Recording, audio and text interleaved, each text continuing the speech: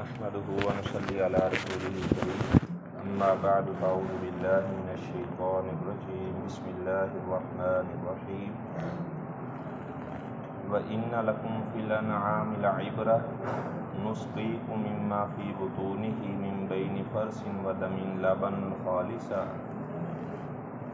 سائغا للشاربين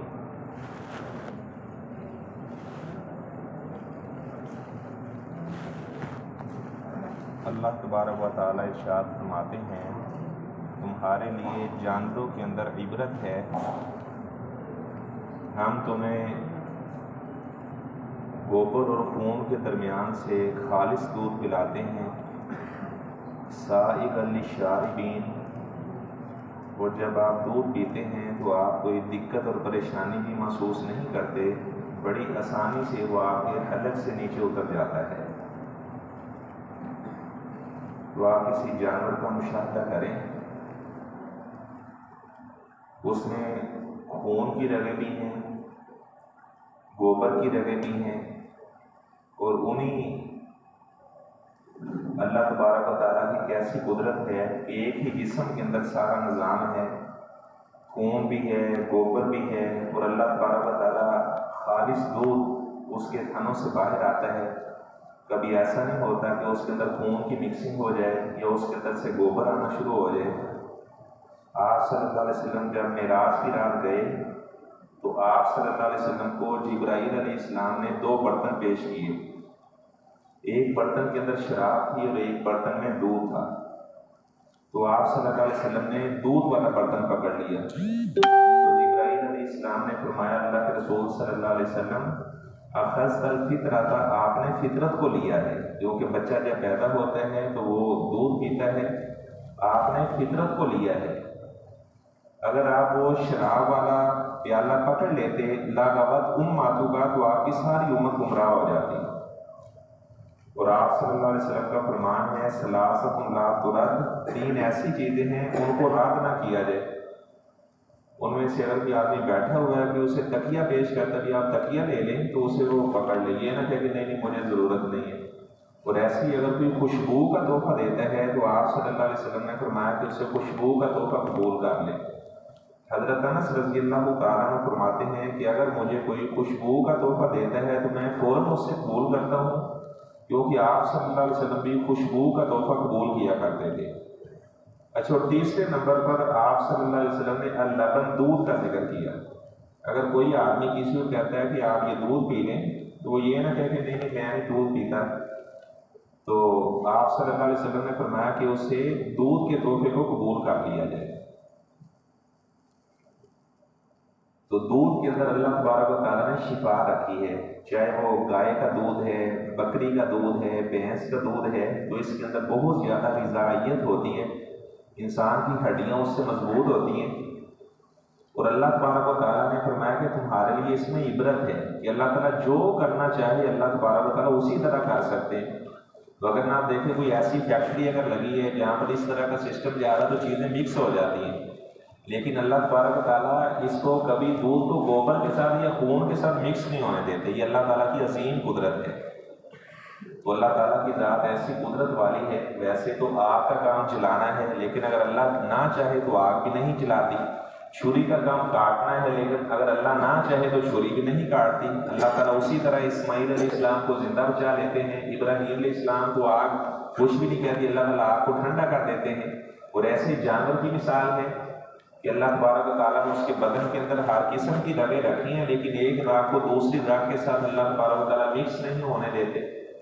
اس کے بعد اللہ تبارک و تعالیٰ نے شہر کی مکھی کا ذکر کیا، وَأَوْحَىٰ رَبُّكَ إِلَى النَّحْلِ، فرمایا کہ ہم نے شہر کی مکھی کے دل کے اندر یہ بات الہام کر دی۔ وہی کا لفظ یہ کئی معنی کے لیے بولا جاتا ہے، اس کا ایک معنی دل میں بات ڈالنا بھی ہے۔ اتخذی من الجبال بیوتا، کہ آپ پہاڑوں کے اوپر اپنے چھتے بنائیں، وَمِنَ الشَّجَرِ وَمِمَّا يَعْرِشُونَ، اور درختوں کے اوپر آپ چھتے بناؤ، اور جو لوگ چھپر وغیرہ بناتے ہیں ان چھپروں کے اوپر بھی آپ چھتے بنایا کرو۔ جس طرح جو لوگ باہر رہائش جن کی ہوتی ہے تو وہ چھپر وغیرہ ڈال لیتے ہیں، تو شہر کی مکھی وہاں بھی چھتا بنا لیتی ہے۔ آپ صلی اللہ علیہ وسلم کا فرمان ہے کہ شہد کی مکھی کو نہ مارا جائے. ہدہد کو مارنے سے آپ صلی اللہ علیہ وسلم نے منع کیا ہے، شہد کی مکھی کو مارنے سے آپ صلی اللہ علیہ وسلم نے منع کیا ہے، مینڈک کو مارنے سے آپ صلی اللہ علیہ وسلم نے منع کیا ہے. ایک طبیب نے آپ صلی اللہ علیہ وسلم سے پوچھا میں نے مینڈک دوائی میں ڈالنا ہے تو مینڈک کو مار لوں، تو آپ صلی اللہ علیہ وسلم نے اس سے منع کیا.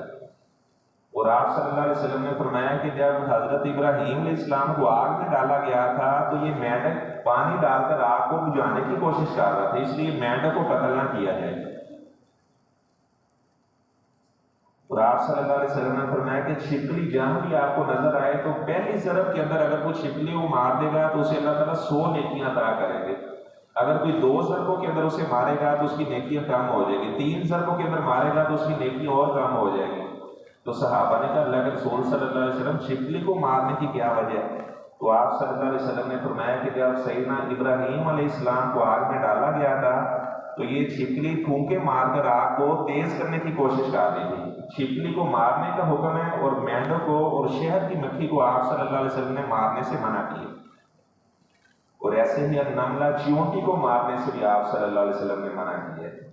ایک آپ صلی اللہ علیہ وسلم نے فرمایا قارست نملۃ نبی من الانبیاء، اللہ تعالیٰ کے نبیوں میں سے کسی نبی کو ایک چیونٹی نے کاٹ دیا تو اسے غصہ آیا تو اس نے ساری چیونٹیوں کی جو بلیں تھی سب کو اس نے کہا ان کو آگ لگا دو. تو اللہ تعالیٰ نے اس نبی کی طرف وحی کی فَحَلَّ نَمْلَةً وَاحِدَةً، آپ کو تو صرف ایک چیونٹی نے کاٹا تھا، آپ نے اتنا ہی زیادہ چیونٹیوں کو آگ لا کر جلا دیا ہے، حالانکہ وہ ساری کی ساری اللہ تعالیٰ کی تسبیحات بیان کر رہی تھی. یعنی اللہ تبارک و تعالیٰ نے ناراضگی کا اظہار کیا، یعنی چیونٹی کو مارنے سے بھی آپ صلی اللہ علیہ وسلم نے منع کیا ہے. تو اللہ تبارک و تعالیٰ فرماتے ہیں جو شہد کی مکھی ہے اس کے پیٹ سے یخرج من بطونہا شراب، ایسا مشروب نکلتا ہے کیونکہ یہ مختلف قسم کے درختوں پر بیٹھتی ہے، پھولوں پر بیٹھتی ہے، اس کا رس چوس کر لاتی ہے. فیہ شفاء للناس، شہد کے اندر لوگوں کے لیے شفا ہے. لیکن شہد کا استعمال کیسے کرنا ہے؟ ماہر طبیب کے مشورے کے ساتھ. آپ صلی اللہ علیہ وسلم کا فرمان ہے من تدبب ولم یعلم منہ طب فہو ضامن، جو آدمی تکلف سے طبیب بنتا ہے وہ ڈاکٹر نہیں ہے لیکن ایسے مفت کے اندر ہی لوگوں کو مشورے دینا شروع ہو جاتا ہے تو اگر اس کے ہاتھوں سے کوئی بندہ مر جاتا ہے تو آپ نے فرمایا کہ وہ ذمہ دار ہوگا، اسے دیت ادا کرنا پڑے گی. تو آج کل تو آپ دیکھیں وہ خود ہی کوئی کتاب لیتے ہیں جناب، 2-4 نسخے پڑھ کر وہ حکیم اور طبیب لوگ بن جاتے ہیں اور ایسے لوگ نسخے بتانا شروع ہو جاتے ہیں. تو شہد کے اندر شفا ہے، اس کے استعمال کیسے کرنا؟ ماہر طبیب کے مشورے کے ساتھ. ایک آدمی آپ صلی اللہ علیہ وسلم کے پاس آیا، اللہ کے رسول صلی اللہ علیہ وسلم میرے بھائی کو اس حال کا مرض ہے، اس کو اپنا پیٹ اس کا خراب ہو گیا. تو آپ صلی اللہ علیہ وسلم نے فرمایا کہ آپ اس کی ہی اصل اپنے بھائی کو شہد پلاؤ. وہ دوبارہ آیا، اللہ کے رسول صلی اللہ علیہ وسلم بھائی کا پیٹ زیادہ خراب ہو گیا. آپ نے فرمایا کہ اس کے علاوہ اس کی ہی اصل اسے شہد پلاؤ.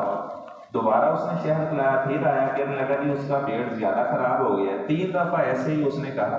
چوتھی مرتبہ آپ صلی اللہ علیہ وسلم نے فرمایا صادق اللہ تعالیٰ نے سچ فرمایا کہ شہد میں شفا ہے، وَقَاذَبَ بَطْنُ أَخِيكَ، تیرے بھائی کے پیٹ میں جھوٹ بولا ہے. آپ نے فرمایا دوبارہ جاؤ اسے شہد پلاؤ. جب دوبارہ جا کر اس نے شہد پلایا تو اس کا بھائی شفا یاب ہو گیا. یعنی پیٹ کے کئی امراض کا شہد کھانے سے خاتمہ ہو جاتا ہے. اور شہد کے اندر اللہ تبارک و تعالیٰ نے فرمایا کہ اس میں شفا ہے. اگر ہم کسی ڈاکٹر کے پاس بھی جاتے ہیں تو وہ ہمیں 3-4 قسم کی میڈیسن لکھ کر دے دیتا ہے، چلو اگر ایک سے ہی فاقہ نہ ہوا تو دوسرے سے ہی فاقہ ہو جائے گا. ایسے جو شہد کی مکھی یہ مختلف پھولوں کے اوپر بیٹھتی ہے اور رس چوستی ہے تو کسی نہ کسی پھول کے اندر اس مرض کی شفا موجود ہوتی ہے، کیونکہ اللہ تبارک و تعالیٰ نے جو بھی آسمان سے بیماری اتاری ہے ہر بیماری کی اللہ تعالیٰ نے شفا بھی اتاری ہے. لیکن اگر ہمارے طبیب اگر وہاں تک ان کی رسائی نہیں ہو سکی تو یہ ہمارے علم کی کمی ہے، وگرنہ جتنی بھی بیماریاں ہیں سب کو اللہ تعالیٰ نے ان کا علاج بھی ہے. لا علاج کوئی بھی مرض نہیں ہے. ہم کہہ رہے تھے کہ اس کا ابھی تک لا علاج مرض لگا ہوا ہے، تو کوئی مرض بھی لا علاج نہیں ہے. اللہ تعالیٰ نے تو ہر مرض کی شفا اتاری ہے. اگر وہ ہمیں سمجھ نہ آئی ابھی تک ہماری وہاں ریسرچ نہیں ہوئی تو یہ ہمارے علم کی کمی ہے. اور جو شہد ہے پہلے جو طبیب تھے وہ جو معجونے وغیرہ بناتے تو اسے محفوظ رکھنے کے لیے اس میں شہد ڈال دیتے، اور آج کل تو دوائیوں کو محفوظ رکھنے کے لیے اس میں الکوہل ڈال دیا جاتا ہے. جبکہ جو شہد ہے اگر اسی کا استعمال کیا جائے تو الکوہل جیسا جو جسے آپ کہہ سکتے ہیں کہ اس میں ایک ڈبیٹ ہے کہ الکوہل کا استعمال کیا جا سکتا ہے یا نہیں کیا جا سکتا. جو ہم پرفیوم وغیرہ لگاتے ہیں اس میں بھی الکوہل ہوتا ہے. تو اس میں علماء نے لکھا ہے کہ الکوہل کا پینا تو منع ہے، لیکن اس کا ایسے بدن کے اوپر اگر آپ استعمال کرتے ہیں پرفیوم وغیرہ کے اندر، اگر اسے محفوظ رکھنے کے لیے انہوں نے بنایا تو اس میں کوئی حرج کی بات نہیں ہے.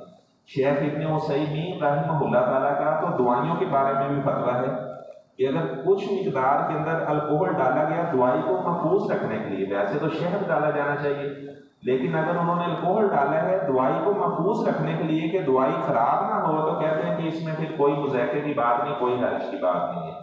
یہ ہمارا جو سعودی علماء کا فتویٰ ہے وہ اس بات پہ موجود ہے.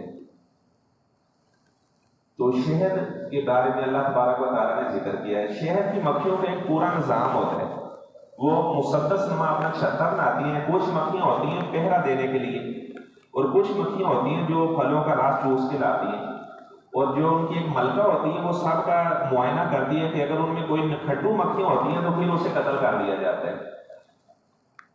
یہ شہد کی مکھیوں کا ایسا نظام ہے، جو نکھٹو ہوتا ہے اسے وہ مار دیتے ہیں کہ یہ تو کسی کام میں نہیں، اسے ختم کرو. اور حضرت عمر رضی اللہ تعالیٰ اس بات کو بہت برا سمجھا کرتے تھے کہ اگر کوئی نوجوان نہ وہ دین کے کسی کام کے اندر اس نے اپنے آپ کو مصروف رکھا اور نہ دنیا کے کسی کام کے اندر اپنے آپ کو مصروف رکھا ہے.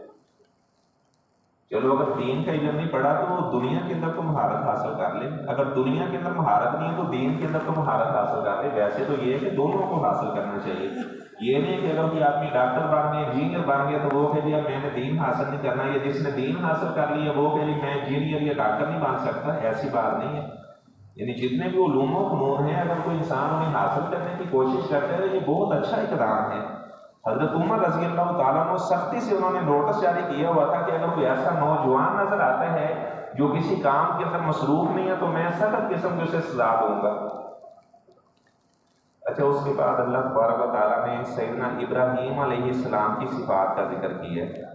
ان ابراہیم کان امتا، کہ ابراہیم علیہ السلام اکیلے ہی ایک امت کے قائم مقام تھے. کان تھا، وہ اللہ تعالیٰ کے بڑے فرما بردار تھے، اللہ تعالیٰ کی نعمتوں کے بڑے شکر گزار تھے. ابراہیم علیہ السلام کے بارے میں آیا کہ بھائی عزیبت اللہ ابراہیم ربہ بکلمات فاتمہن، کہ ابراہیم علیہ السلام کو اللہ تعالیٰ نے جب بھی آزمایا ہر آزمائش کے اندر وہ کامیاب ہوئے. جب اللہ تبارک و تعالیٰ نے انہیں بیٹے کو ذبح کرنے کا کہا تو اس بات پر بھی وہ تیار ہو گئے. اور آپ صلی اللہ علیہ وسلم نے فرمایا کہ سب سے پہلے جو ختنہ ہے یہ ابراہیم علیہ السلام نے کیا 80 سال کی عمر کے اندر، اور یہ بھی بہت بڑی آزمائش کا کام تھا. آپ صلی اللہ علیہ وسلم نے 10 چیزوں کو فطرت قرار دیا کہ یہ فطرت میں شامل ہے. اس میں آپ صلی اللہ علیہ وسلم نے داڑھی کو بڑھانے کا ذکر کیا کہ یہ فطرت میں شامل ہے، مونچھیں کاٹنے کا حکم دیا، یہ فطرت میں شامل ہے.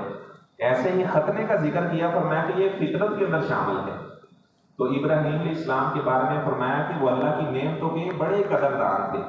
آپ صلی اللہ علیہ وسلم کا فرمان ہے اگر کوئی آدمی کھانا کھاتا ہے تو کھانے کے ہاتھ لقمے پر وہ الحمدللہ کہتا ہے. ان اللہ لا یرضى عن العبد ان یاکل الاکلۃ، جب بھی وہ کوئی کھانا کھاتا ہے تو ہر کھانے کے لقمے کے اوپر الحمدللہ پڑھتا ہے، اور جب بھی وہ پانی پیتا ہے تو ہر پانی کے گھونٹ کے اوپر وہ الحمدللہ پڑھ کے اللہ کا شکریہ ادا کرتا ہے. تو اللہ تبارک و تعالیٰ ایسے بندے سے بہت زیادہ راضی ہوتے ہیں. اللہ تبارک و تعالیٰ ایسے بندے کو بہت زیادہ پسند کرتے ہیں. جب آپ کھانا کھا رہے ہوں تو اس میں شرمانے کی کوئی بات نہیں ہوتی. کوئی لقمہ آپ نے منہ میں ڈالا الحمدللہ پڑھے، پانی کا گھونٹا پی رہے ہیں الحمدللہ پڑھے. نوح علیہ السلام کے بارے میں اللہ تعالیٰ فرماتے ہیں انہ کان عبدا شکورا، کہ وہ ہمارے بڑے شکر گزار بندے تھے. اور نوح علیہ السلام کے بارے میں مفسرین نے لکھا ہے جب وہ چلتے تو کہتے ہیں الحمدللہ یا اللہ تیرا شکر ہے کہ تو نے مجھے ٹانگیں دی، میں چل کے جا رہا ہوں. جب وہ کھانا کھانے لگتے، پانی پینے لگتے، اللہ کا شکریہ ادا کرتے کہ کتنے ایسے لوگ ہیں جو کھانا اپنے حلق سے نیچے نہیں ان کے جا سکتا، ان کو کسی مشین کے ذریعے سے کھانا کھلایا جاتا ہے. اور آپ کتنے ایسے لوگ ہیں جن کو جناب ان کے معدے کے اندر کس طریقے سے کھانا پہنچایا جاتا ہے. تو ہمیں چاہیے کہ ہم ہسپتالوں کا بھی وزٹ کیا کریں، جا کر دیکھیں کتنے ایسے مریض ہیں جو جناب ایک مہینہ ڈاکٹر نے کہا کہ آپ نے اپنی ٹانگ کو اس طرح رکھنا ہے. ہم اللہ کا شکریہ ادا کریں گے ہمارے تو ہاتھ بھی حرکت کر رہے ہیں، ہماری ٹانگیں بھی صحیح ہیں، اور کتنے اللہ تبارک و تعالیٰ کے ہمارے اوپر احسانات ہیں، ہم اپنی زبان سے بول رہے ہیں، جن کو فالج کا مرض ہو جاتا ہے وہ بیچارے بول ہی نہیں سکتے، بعض کا دماغ کام کرنا چھوڑ جاتا ہے، باقی سارے اعضاء صحیح ہیں لیکن ان کا دماغ خراب ہو جاتا ہے۔ تو ہر نعمت کے اوپر اللہ تبارک و تعالیٰ کا شکریہ ادا کرنا، کسی تھانے کے پاس سے گزرے تو اللہ کا شکریہ ادا کریں کہ یا اللہ میرا یہاں پہ کوئی مقدمہ نہیں چل رہا، ہسپتال کے پاس سے گزرے اللہ کا شکریہ ادا کریں کہ میرا کوئی بیٹا وغیرہ یا میرا کوئی رشتے دار وہ یہاں پہ، میں خود یہاں پہ بیمار نہیں ہوں، اللہ کا ہر معاملے کے اندر اللہ تعالیٰ کا شکریہ ادا کرنا۔ اور اللہ تبارک و تعالیٰ کا وعدہ ہے وَلَئِن شَكَرْتُمْ لَأَزِيدَنَّكُمْ، اگر تم میری شکر گزاری کرو گے میں تمہیں زیادہ عطا کروں گا، وَلَئِن كَفَرْتُمْ، اگر تم ناشکری کرو گے تو موجودہ نعمتیں بھی تم سے سلب کر لی جائیں گی۔ سورہ اسراء کے اندر اللہ تبارک و تعالیٰ نے آپ صلی اللہ علیہ وسلم کے سفر اسراء کا ذکر کیا، سبحان الذی اسریٰ بعبدہ لیلا من المسجد الحرام الی المسجد الاقصی الذی بارکنا حولہ لنریہ من آیاتنا انہ هو السمیع البصیر۔ فرمایا پاک و خدا جس نے اپنے بندے کو سیر کروائی دن کے کچھ لیلا، رات کے کچھ حصے کے اندر۔ آپ صلی اللہ علیہ وسلم حتیم کے اندر سوئے ہوئے تھے، آپ نے فرمایا کہ میرے پاس جبرائیل فرشتہ آیا براق لے کر۔ آپ صلی اللہ علیہ وسلم نے فرمایا کہ جو براق تھی فوق الحمار و دون البغلہ، وہ گدھے سے بڑا جانور تھا اور خچر سے چھوٹا تھا۔ آپ نے فرمایا کہ سب سے پہلے انہوں نے میرا سینہ چاک کیا، 2 مرتبہ آپ صلی اللہ علیہ وسلم کا سینہ چاک کیا گیا، ایک مرتبہ جب آپ صلی اللہ علیہ وسلم حلیمہ سعدیہ کے گھر میں تھے اور ایک مرتبہ جب آپ صلی اللہ علیہ وسلم معراج پہ جانے لگے۔ آپ نے فرمایا کہ انہوں نے میرا سینہ چاک کیا اور جو غصہ وغیرہ تھا اسے ختم کر دیا گیا۔ آپ صلی اللہ علیہ وسلم کا جو دل تھا اسے زمزم کے پانی کے ساتھ دھویا گیا اور اس کے بعد آپ صلی اللہ علیہ وسلم کے سینے کو دوبارہ اسی طرح سی دیا گیا۔ حضرت انس رضی اللہ تعالیٰ کا بیان ہے کہ ہم آپ صلی اللہ علیہ وسلم کے سینے پر سوئی کے ساتھ سلائی کے نشان بھی دیکھا کرتے تھے، جو فرشتوں نے آپ صلی اللہ علیہ وسلم کا سینہ چاک کیا تھا 2 مرتبہ۔ تو اس کے بعد آپ صلی اللہ علیہ وسلم براق کے اوپر بیٹھے، تو ترمذی شریف کی روایت ہے جب آپ براق پر بیٹھنے لگے تو براق شوخی کرنے لگی، وہ بکنے لگی، تو جبرائیل علیہ السلام نے کہا براق اس نبی سے بڑھ کر آج تک کوئی بھی افضل انسان آپ پہ سوار نہیں ہوا۔ جیسے ہی یہ جبرائیل نے الفاظ کہے تو براق کے پسینے چھوٹ گئے، وہ اسی وقت ٹھہر گئے۔ تو آپ صلی اللہ علیہ وسلم اس پر سوار ہوئے اور سیدھا آپ صلی اللہ علیہ وسلم کو بیت المقدس میں پہنچایا گیا۔ وہاں پر اللہ تبارک و تعالیٰ نے انبیاء کو پہنچایا ہوا تھا، آپ صلی اللہ علیہ وسلم نے انبیاء کی امامت کروائی۔ اس کے بعد بیت المقدس کے اندر ایک بہت عمدہ سیڑھی لگائی گئی، اس سیڑھی کے ذریعے سے آپ صلی اللہ علیہ وسلم آسمانوں پر گئے۔ براق جو ہے وہ آسمانوں پہ نہیں گئی۔ معراج کا معنی ہی سیڑھی ہے، چڑھنے کا اللہ، یہ سمالہ کا سیڑھی ہے، معراج کا معنی ہی سیڑھی ہے، ایک سیڑھی کے ذریعے سے آپ صلی اللہ علیہ وسلم آسمانوں پہ گئے۔ فتح الباری کے اندر حافظ ابن حجر اسقلانی رحمہ اللہ نے اس روایت کو پیش کیا۔ آپ صلی اللہ علیہ وسلم آسمانوں پہ گئے تو آپ صلی اللہ علیہ وسلم کے لیے آسمانوں کے دروازے کھولے گئے، آدم علیہ السلام سے ملاقات ہوئی۔ آپ نے فرمایا کہ آدم علیہ السلام جب دائیں جانب دیکھتے تھے تو مسکراتے تھے، جب بائیں جانب دیکھتے تھے تو ان کو رونا آتا تھا، وہ روتے تھے۔ تو میں نے جبرائیل سے کہا یہ آدم علیہ السلام کا کیا معاملہ ہے، دائیں جانب دیکھتے ہیں تو مسکراتے ہیں، بائیں جانب جب دیکھتے ہیں تو یہ رونا شروع ہو جاتے ہیں۔ تو جبرائیل علیہ السلام نے بتایا کہ جب دائیں جانب دیکھتے ہیں تو جنتی بیٹے نظر آتے ہیں تو آدم علیہ السلام خوش ہو جاتے ہیں، جب بائیں جانب دیکھتے ہیں تو جہنمی بیٹے نظر آتے ہیں تو آدم علیہ السلام پریشان ہوتے ہیں تو رونا شروع کر دیتے ہیں۔ پھر آپ صلی اللہ علیہ وسلم دوسرے آسمان پہ گئے تو وہاں پر آپ صلی اللہ علیہ وسلم نے فرمایا کہ میری حضرت عیسیٰ علیہ السلام سے اور حضرت یحییٰ علیہ السلام سے ملاقات ہوئی، ہما ابن خالہ۔ آپ نے فرمایا کہ حضرت عیسیٰ علیہ السلام اور حضرت یحییٰ علیہ السلام جو دونوں خالہ کے بیٹے تھے، یعنی دونوں آپس کے اندر خالہ زاد بھائی تھے۔ تو یہاں سے یہ پتہ چلا کہ جو حضرت مریم علیہ السلام تھی وہ حضرت زکریا علیہ السلام کی سسٹر ان لا تھی۔ بعض لوگ کہتے ہیں کہ حضرت زکریا جو تھے حضرت مریم کے خالو تھے، تو اس روایت سے تو پتہ چل رہا ہے کہ وہ ان کی سسٹر ان لا سالی تھی۔ تو آپ نے فرمایا کہ حضرت عیسیٰ اور یحییٰ دونوں سے میری ملاقات دوسرے آسمان پر ہوئی، اور جب آپ صلی اللہ علیہ وسلم جس نبی سے بھی ملے تو انہوں نے کہا کہ ہمارا نیک بھائی آ گیا۔ جب ابراہیم علیہ السلام سے ملے تو انہوں نے کہا کہ میرا نیک بیٹا آ گیا ہے۔ تو یہاں سے علماء نے استدلال کیا ہے کہ ویسے جو کسی کے منہ کے اوپر اس کی تعریف کرنا منع ہے، کسی کی ہم تعریف نہیں منہ پر کریں گے۔ آپ صلی اللہ علیہ وسلم نے فرمایا کہ جب تم ایسے لوگوں کو دیکھو جو لوگوں کے منہ کے اوپر ان کی تعریف کرنے والے، ان کے منہ کے اندر مٹی ڈال دو۔ ایک صحابی نے دوسرے صحابی کی تعریف کی، اس کے منہ کے اوپر آپ نے فرمایا قطعت عنقہ اخیک، تو نے اپنے بھائی کی گردن توڑ کے رکھ دی، یعنی ناپسندیدہ سمجھا گیا کسی کے منہ کے اوپر اس کی تعریف کرنا۔ آپ کسی کی تعریف کر رہے ہیں، وہ مجھے پسندی کے اندر مبتلا ہو جائے گا، اس کے دل میں تکبر آ جائے گا، بدن میں کیا شے ہے، حالانکہ انسان کیا شے ہے، کچھ بھی نہیں ہے۔ حسن بصری رحمہ اللہ نے لکھا ہے کہ انسان جب قضائے حاجت کے لیے جاتا ہے تو اس وقت ذرا اپنے آپ پر غور کرے کہ میں کیا چیز ہوں، جو اپنے آپ کو بڑا جناب تکبر اور غرور میں سمجھنے والا ہے۔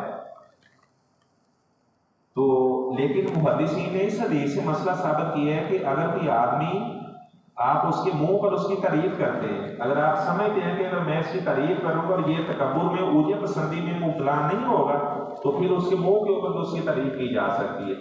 جیسا کہ انبیاء نے آپ صلی اللہ علیہ وسلم کے بارے میں فرمایا کہ ہمارا نیک بھائی آ گیا، نیک کسی کو کہنا یہ اس کی تعریف ہے، اور ابراہیم علیہ السلام نے کہا کہ میرا نیک بیٹا آ گیا۔ تو خیر آپ صلی اللہ علیہ وسلم کو کئی مناظر وہاں پہ دکھائے گئے، اور رات کے کچھ حصے کے اندر جسم اور روح سمیت آپ صلی اللہ علیہ وسلم کو معراج ہوا ہے۔ یہ کوئی ایسی روایت نہیں ہے جس میں یہ ذکر ہو کہ 27 رجب کو آپ صلی اللہ علیہ وسلم کو معراج ہوا ہے۔ وہ لوگ اسے شب معراج کا نام دیتے ہیں، آتش بازی کرتے ہیں، چراغاں کرتے ہیں، اس طرح پتہ نہیں کیا کیا ایسے اقدامات کرتے ہیں، پھر اگلے دن روزہ بھی رکھتے ہیں، جبکہ ایسی کوئی بات بھی ثابت نہیں ہے کہ مسند کسی بھی روایت کے اندر آیا ہو کہ آپ صلی اللہ علیہ وسلم کو 27 رجب کو معراج ہوا ہے۔ تو آپ صلی اللہ علیہ وسلم جب واپس آئے تو آپ نے مشرکین مکہ کو بتایا کہ میں راتوں رات بیت المقدس بھی گیا ہوں، آسمانوں کا بھی سفر کر کے آیا ہوں۔ تو وہ کہنے لگے کہ اگر آپ بیت المقدس گئے ہیں، وہ تو یہاں سے 40 دن کا فاصلہ ہے کہ اگر کوئی آدمی اونٹ یا گھوڑے پر جاتا تو 40 دن لگتے ہیں۔ اچھا اگر آپ بیت المقدس میں گئے تو آپ بتائیں کہ وہاں پر کتنے دروازے ہیں اور وہاں پر کتنی کھڑکیاں ہیں۔ حضرت عائشہ رضی اللہ تعالیٰ عنہ نے آپ صلی اللہ علیہ وسلم سے پوچھا، اللہ کے رسول صلی اللہ علیہ وسلم آپ کے اوپر سب سے زیادہ مشکل دن کون سا ہے؟ آپ نے فرمایا کہ جب مشرکین نے مجھ سے کہا کہ بیت المقدس کے دروازے کتنے اور وہاں کی کھڑکیاں کتنی ہیں، یہ سب سے مشکل دن تھا میرے لیے۔ اب دیکھیں ہم یہاں پر نماز پڑھنے کے لیے آتے ہیں تو کوئی یہ تھوڑا گننا شروع ہو جاتا ہے کہ کتنے اے سی لگے ہوئے ہیں، کتنے پنکھے ہیں یہاں پر، کتنے دروازے ہیں، کوئی بھی نہیں گنتا۔ آپ صلی اللہ علیہ وسلم فرماتے ہیں کہ جبرائیل فرشتے نے بیت المقدس کو اٹھا کر میرے سامنے کر دیا اور میں وہاں سے دیکھ کر بتا رہا تھا کہ اتنے دروازے ہیں اور اتنے وہاں پہ کھڑکیاں ہیں۔ ابو جہل جو تھا، جب یہ بات اس نے سنی آپ صلی اللہ علیہ وسلم کے آسمانوں پر جانے کی، بیت المقدس جانے کی، تو وہ دل میں بڑا خوش ہوا کہ یہ آج میں جاتا ہوں حضرت ابو بکر کے پاس۔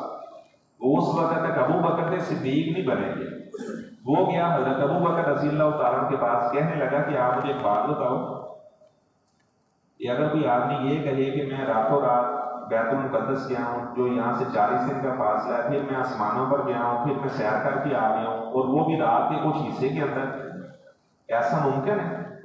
تو وہ کہنے لگے کہ ایسا نہیں ہو سکتا، یہ تو ممکن بات ہی نہیں ہے۔ تو ابو جہل کہنے لگا کہ جسے آپ نے نبی مانا ہوا ہے یہ بات اسی نے آ کر بتائی ہے۔ تو حضرت ابو بکر رضی اللہ تعالیٰ عنہ فرمانے لگے اگر انہوں نے یہ بات بتائی ہے تو اللہ کی قسم انہوں نے سچ ہی بتایا، کیونکہ اللہ تعالیٰ نے تو ان کے ہونٹ ہی ایسے بنائے ہیں جن سے اللہ تعالیٰ سچ کے علاوہ کچھ نکلنے نہیں دیتا۔ اگر انہوں نے یہ بات بتائی ہے تو بالکل سچ فرمایا ہے۔ جب آپ صلی اللہ علیہ وسلم کو پتہ چلا تو آپ صلی اللہ علیہ وسلم نے فرمایا کہ ابو بکر تو صدیق ہیں۔ اس دن سے حضرت ابو بکر رضی اللہ تعالیٰ کو صدیق کا لقب ملا۔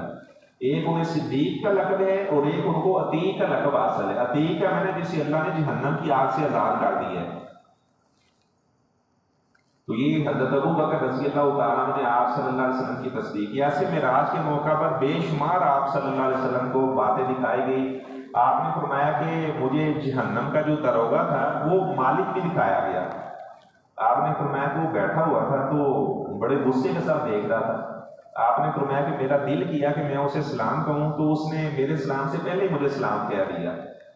جہنم کے 19 داروغے ہیں اور ان کا جو یعنی سردار داروغہ ہے اس کا نام مالک ہے، اور جو جنت کا دربان ہے اس کا نام رضوان ہے۔ جنت کے دربان کا نام رضوان ہے۔ تو یہ معراج کا واقعہ۔ پھر آپ صلی اللہ علیہ وسلم نے اور بھی کئی لوگوں کا ذکر کیا۔ آپ نے فرمایا کہ کچھ ایسے لوگ تھے ان کے سامنے بڑا اچھا گوشت رکھا ہوا تھا لیکن وہ اچھا گوشت چھوڑ کر وہ گندا گوشت کھا رہے تھے۔ میں نے پوچھا یہ کون سے لوگ ہیں؟ تو انہوں نے کہا کہ یہ وہ لوگ ہیں جو اپنی ازواج کو پسند نہیں کیا کرتے تھے، انہیں غیر عورتوں کے اندر زیادہ دلچسپی تھی۔